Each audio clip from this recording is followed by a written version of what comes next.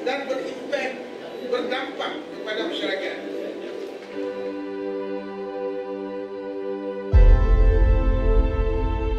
Dan terima kasih kepada pihak penganjur Antara Jemputan untuk merasmikan program FYP.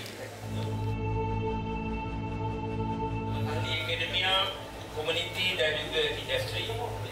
Tuan-tuan dan puan-puan yang saya hormati sekalian, program FYP Unplugged bukan sekadar platform akademik untuk menilai projek akhir tahun, bahkan juga merupakan platform strategi yang dirangka untuk menghubungkan dunia akademik dengan ekosistem sebenar, meliputi industri, komuniti tempatan, agensi kerajaan serta sektor keusahawanan.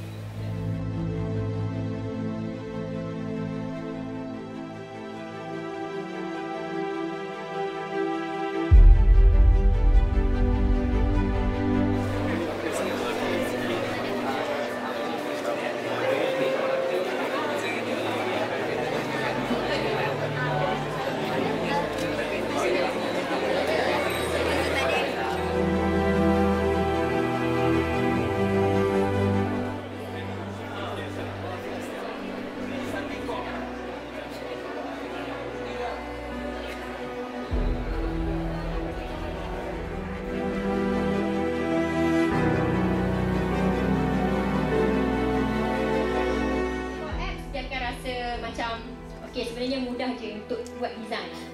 Okey, jadi sekarang ni saya nak ajar. Okey, masing-masing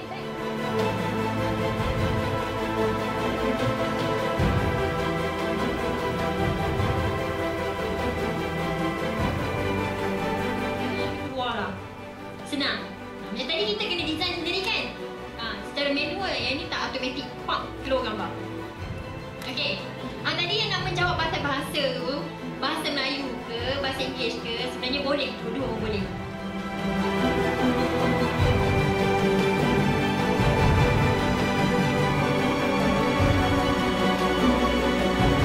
Nama dia terpaling sporty. Adik nama apa?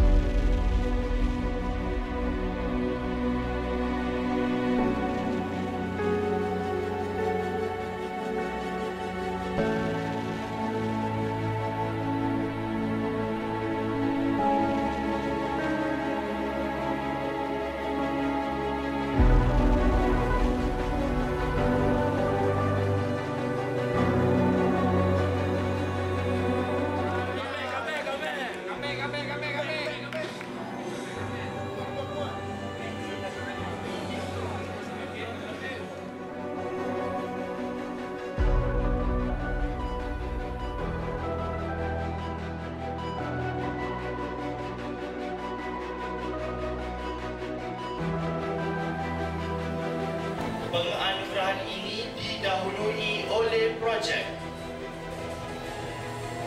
Web Pengiklanan Kemahiran Pelajar-Pelajar Gianmara.